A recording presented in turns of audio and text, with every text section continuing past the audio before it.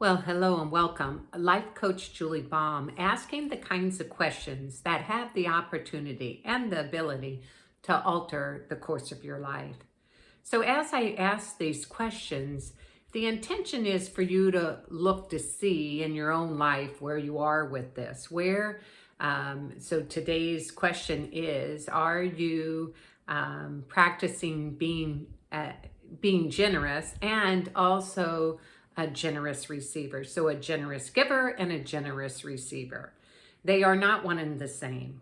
And I know for myself, I learned about being generous, giving of my, time and talents and treasures. But I learned that from a young age. And then as I practice my own spiritual principles, I've learned about generosity, from a wider scope, because I had some limiting beliefs around generosity, that it was better to give than receive. I heard a lot of that growing up, and I actually saw that.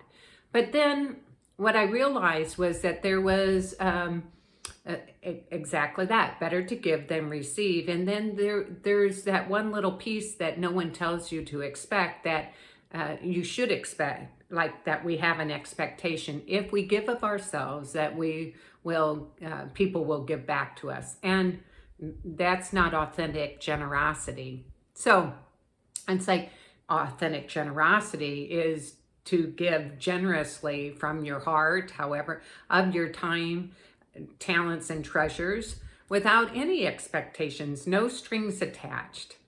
And then there's being a gracious receiver. So when people want to do a kind act for you, give to you, it takes something to be a gracious receiver.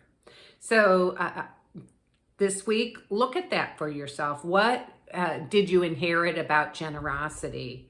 The giving and the receiving of generosity. And where could you let go of a past belief about it that is limiting on either side for you? So practice that this week.